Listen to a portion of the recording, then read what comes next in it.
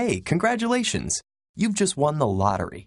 Only the prize isn't cash or a luxury cruise. It's a position in your country's national legislature. And you aren't the only lucky winner. All of your fellow lawmakers were chosen in the same way. This might strike you as a strange way to run a government, let alone a democracy. Elections are the epitome of democracy, right? Well, the ancient Athenians who coined the word had another view.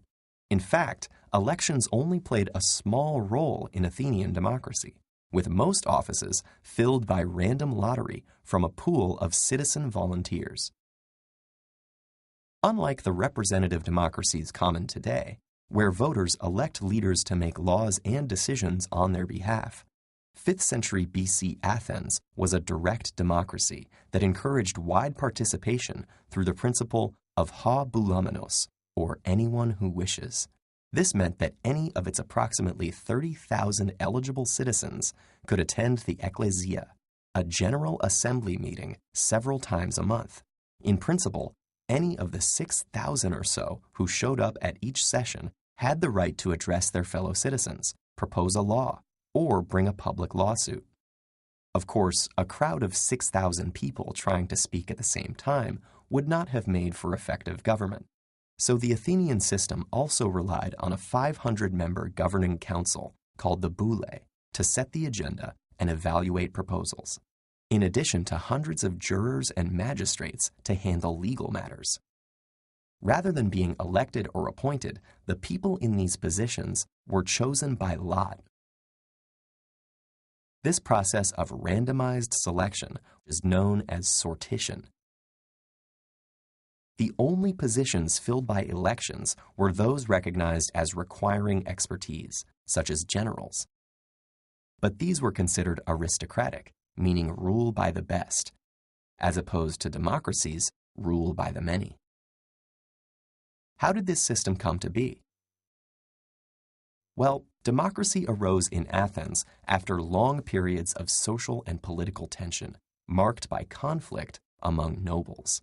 Powers once restricted to elites, such as speaking in the assembly and having their votes counted, were expanded to ordinary citizens, and the ability of ordinary citizens to perform these tasks adequately became a central feature of the democratic ideology of Athens. Rather than a privilege, civic participation was the duty of all citizens, with sortition and strict term limits preventing governing classes or political parties from forming. By 21st century standards, Athenian rule by the many excluded an awful lot of people.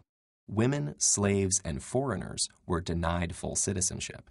And when we filter out those too young to serve, the pool of eligible Athenians drops to only 10 to 20% of the overall population. Some ancient philosophers, including Plato, disparaged this form of democracy as being anarchic and run by fools. But today, the word has such positive associations that vastly different regimes claim to embody it. At the same time, some share Plato's skepticism about the wisdom of crowds.